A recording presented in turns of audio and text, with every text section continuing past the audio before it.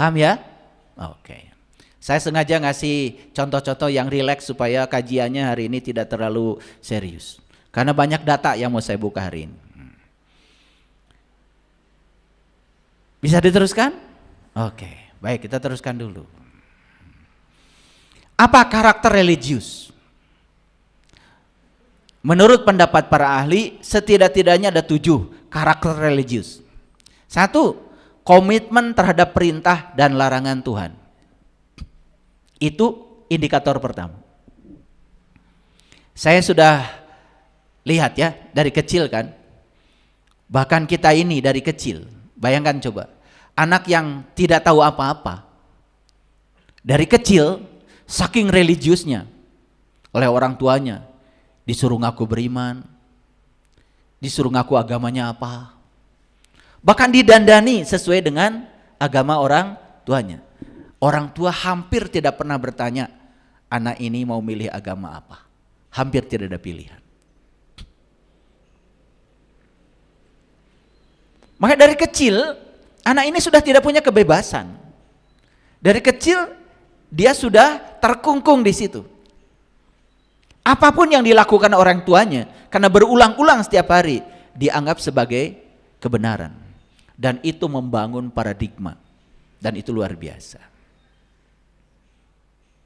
Jadi yang pertama, karakter religius itu komitmen terhadap perintah dan larangan Tuhan. Pertanyaan saya, pernah gak Bapak Ibu bertanya, apa sih yang diperintahkan Allah? Dan apa yang dilarang Allah? Pernah bertanya enggak? Ingin tahu. Ingin tahu.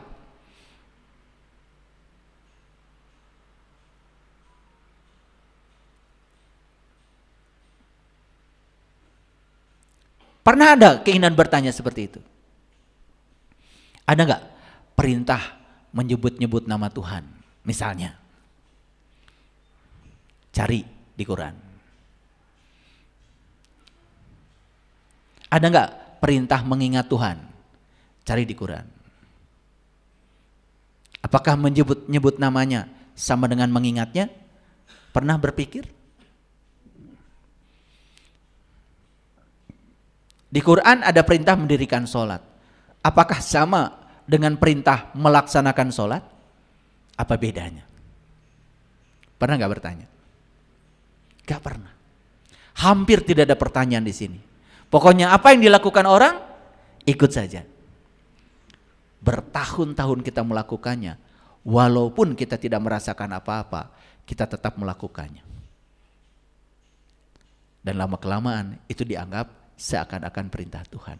Padahal kalau Tuhan mau bicara, loh aku tidak memerintahkan itu.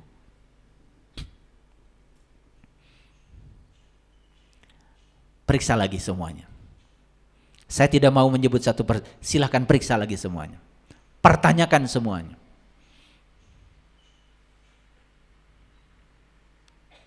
Dua, karakter religius itu bersemangat mengikuti kajian ajaran agama.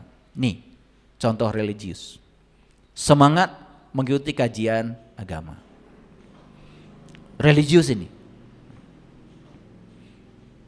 3, aktif dalam kegiatan keagamaan, religius.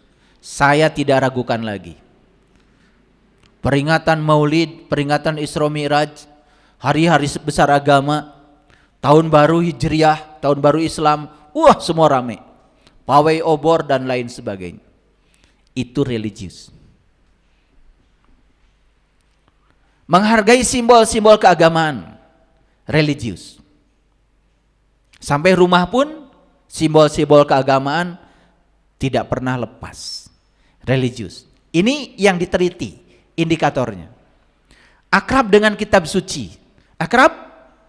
Alhamdulillah, akrab. Tiap hari dibaca. Tiap tahun tamat. Tapi orang bodoh itu seperti sendok. Sendok itu walaupun dekat dengan makanan enak, dia yang paling dekat dengan makanan enak, tapi dia yang tidak pernah merasakan enaknya makanan. Saya cuma khawatir saja, dekat dan akrab dengan kitab suci, tetapi kita tidak mengerti rasanya kitab suci.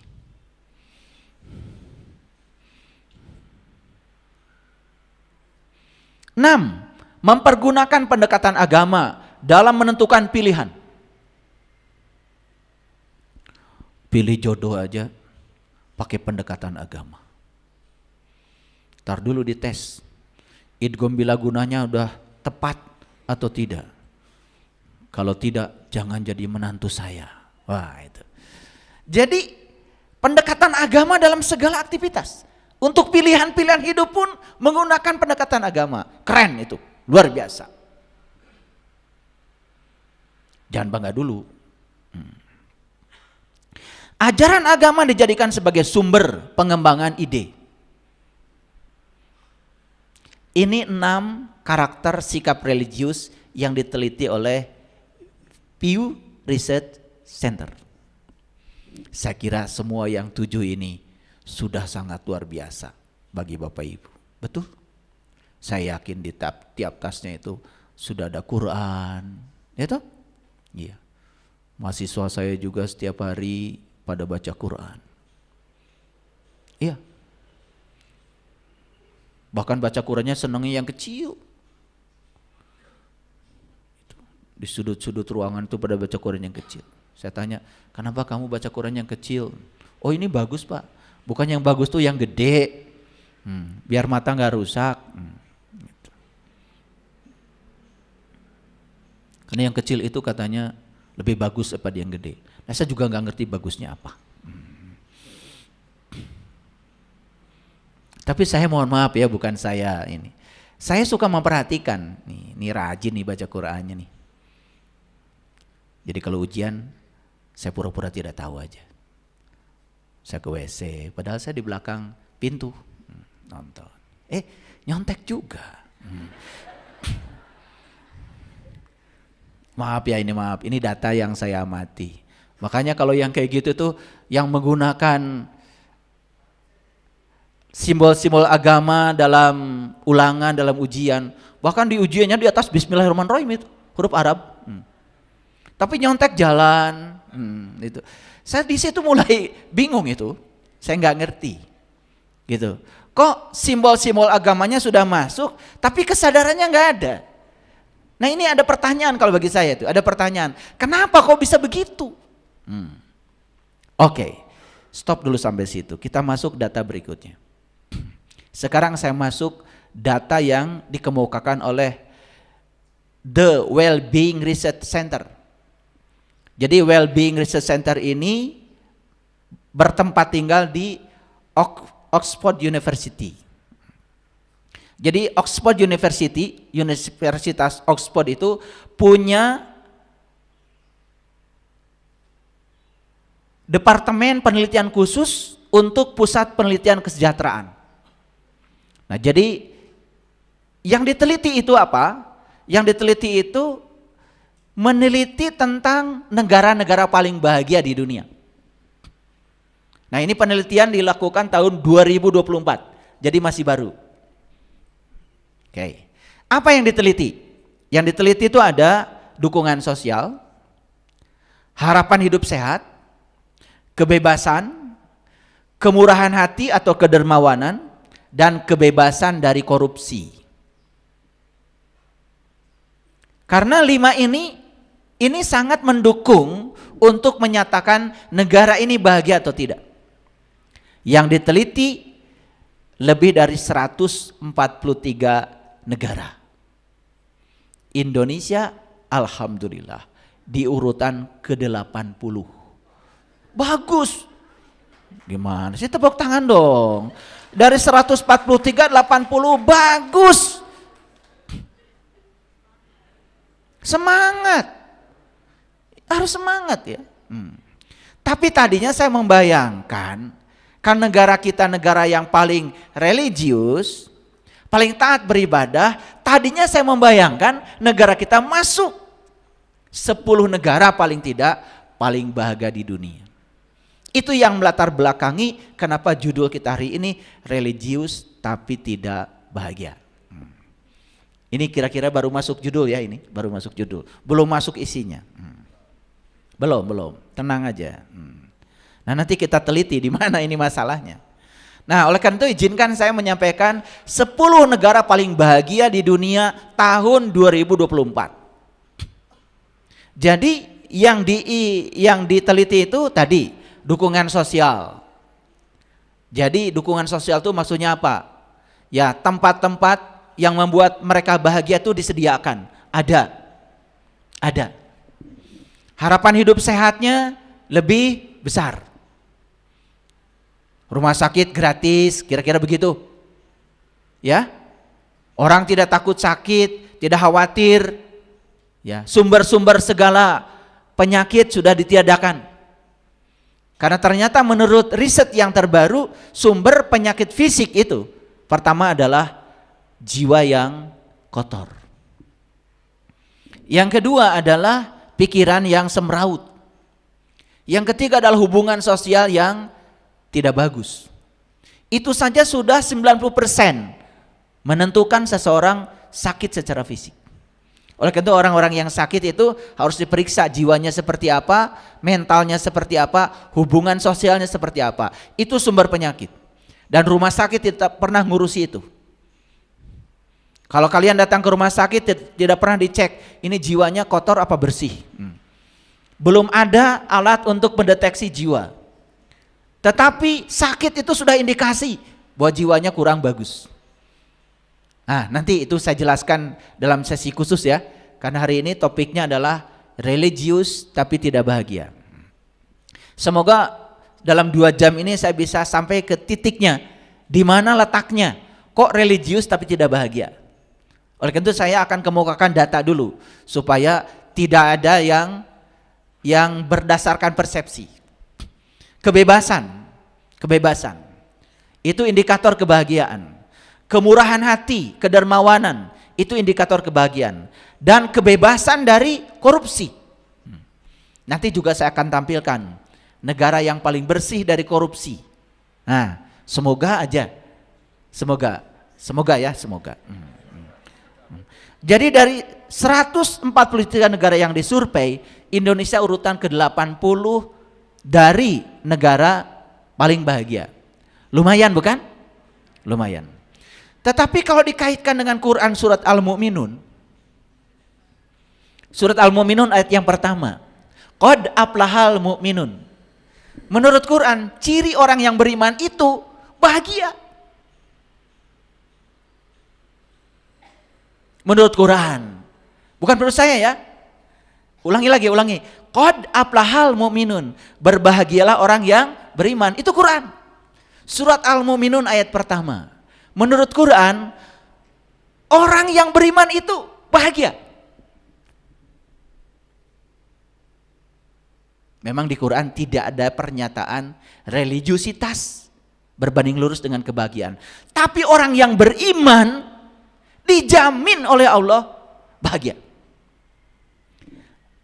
Satu analisis saya, jangan-jangan religiusitas itu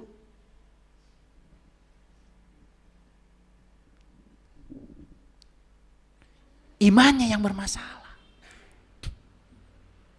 Kan harusnya orang beriman itu bahagia. Nah ini religius tapi tidak bahagia.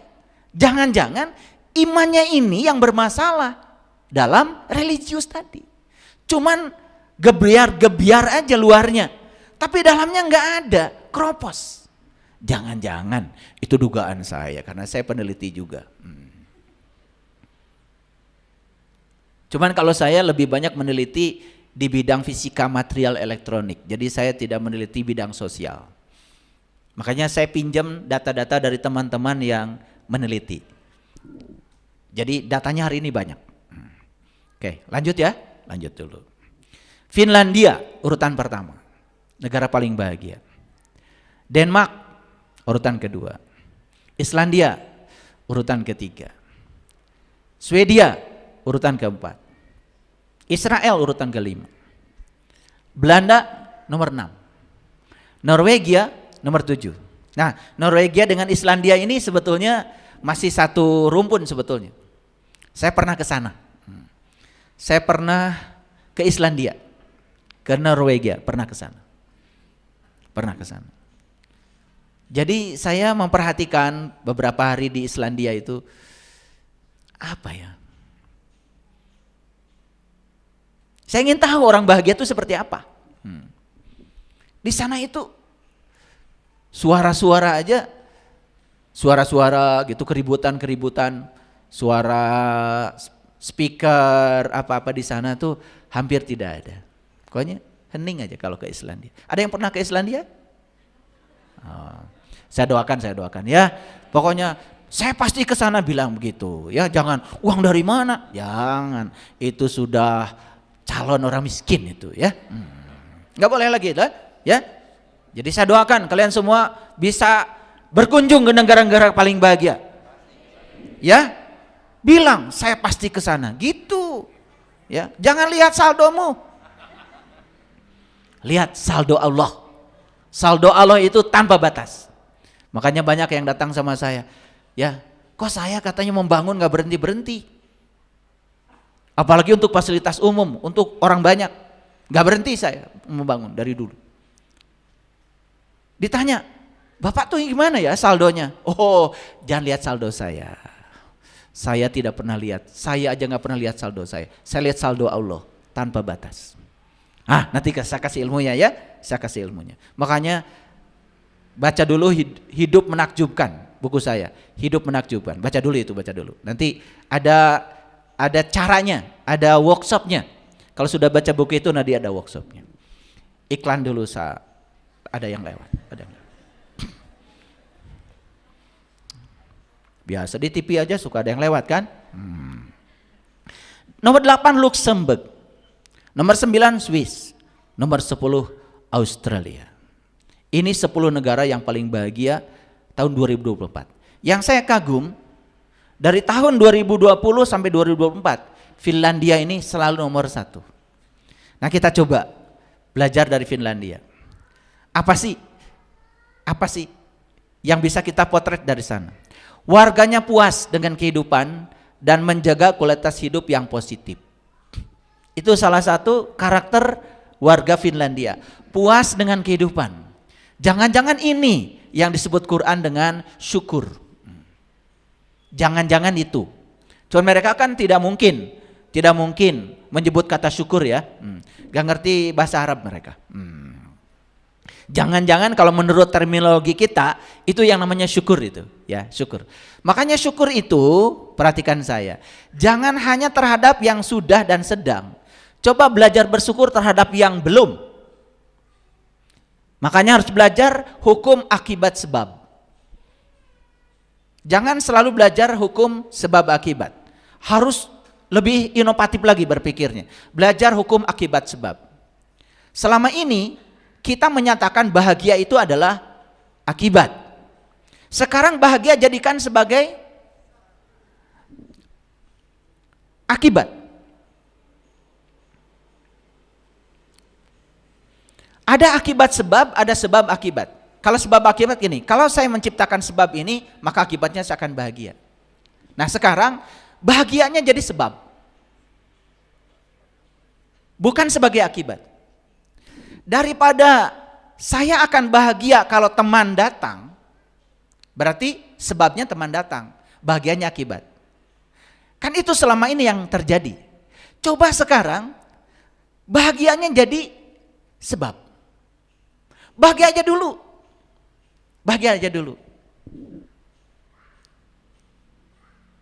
Walaupun teman belum datang.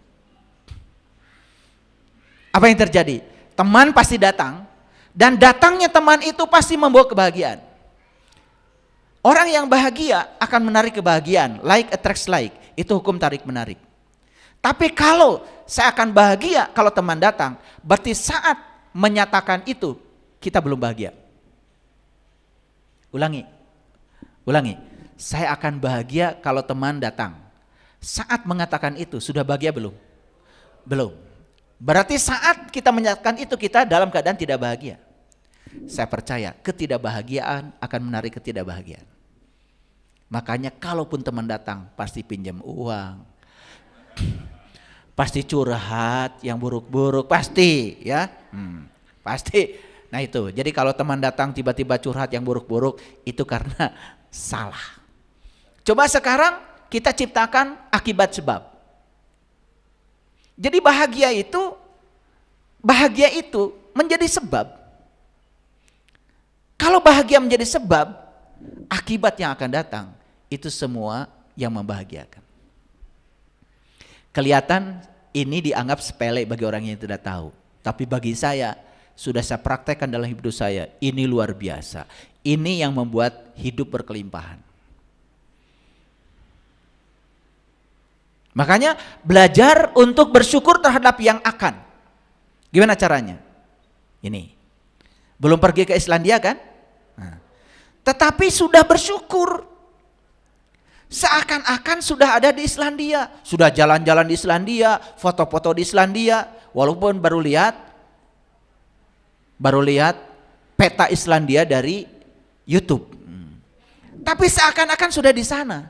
Itu sudah doa yang luar biasa. Dan pasti Bapak Ibu akan ada di sana. Nah ini lompatan ilmu baru ini. Makanya orang yang berada di tiga dimensi hidupnya, ruang dan waktu, maka dia akan terjebak oleh hukum sebab akibat. Orang yang sudah masuk dimensi kelima, dimensi energi, maka dia akan bisa menciptakan akibat sebab.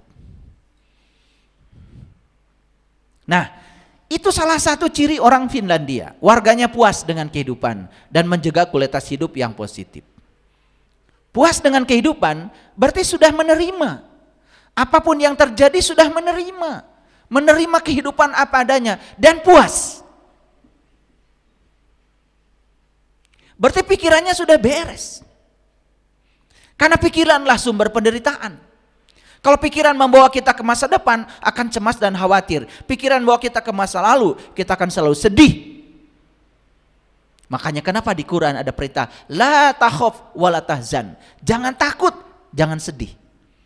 Cuman penjelasan tentang jangan takut, jangan sedih, selama ini tidak dikaitkan dengan hasil riset saintifik. Makanya saya jelaskan, ya, kenapa di Quran ada kata-kata jangan takut, jangan sedih. Ternyata takut itu berasal dari pikiran yang membawa kita ke masa depan. Sedangkan sedih berasal dari pikiran yang membawa kita ke masa lalu. Artinya Allah berpesan kepada kita, jangan hidup di hari esok, jangan hidup di masa lalu. Hiduplah di sini, saat ini, sekarang. Disitulah letaknya kebahagiaan. Pernah dengar ada kajian seperti itu? Ya pernah di sini ya. Memiliki kebiasaan atau gaya hidup yang positif. Gaya hidupnya positif. Tidak menyombongkan diri atas sebuah pencapaian. Tidak suka memperlihatkan keberhasilan atau kesuksesan pada orang lain. Tidak membanding-bandingkan atau menyombongkan kebahagiaan kepada orang lain. Nah ini, saya tempo hari di kajian sebelumnya, saya ngajarkan 7 jangan. Itu tiba-tiba saya lupa itu yang ke-7. Baru ingat sekarang setelah baca ini. Jadi yang pertama, jangan suka menyesali keadaan. Puaslah dengan kehidupan. 2, jangan mudah tersinggung dengan hal-hal yang sepele. Karena itu adalah sumber penderitaan. Marah itu tidak bagus. Yang ketiga, jangan suka memikirkan hari esok yang tidak-tidak. Karena memikirkan hari esok berarti pikiran membawa kita ke masa depan, cemas dan khawatir. Yang keempat, ya, jangan suka memikirkan sesuatu yang tidak bisa diubah. Yang tidak bisa diubah cuma satu, yaitu masa lalu. Tapi masa lalu bisa diubah, sudut pandang kita terhadap masa lalu. Itu yang bisa diubah. Yang kelima, jangan iri hati. Yang keenam, jangan menganggur. Nah yang ketujuh, begitu saya baca ini baru ingat sekarang. Yang ketujuh itu, jangan banding-bandingkan dirimu dengan siapapun. Jangan hidup dengan pembanding. Hidup dengan pembanding membuat kita terus-menerus jadi orang lain. Dan ketika kita jadi orang lain, kita tidak akan sukses menjadi diri kita sendiri. Coba bandingkan rumah kita dengan rumah orang. Kita akan kehilangan kepuasan pada rumah kita sendiri. Bandingkan mobil kita dengan mobil orang. Kita kehilangan kepuasan terhadap mobil kita sendiri. Bandingkan pasangan kita dengan pasangan orang.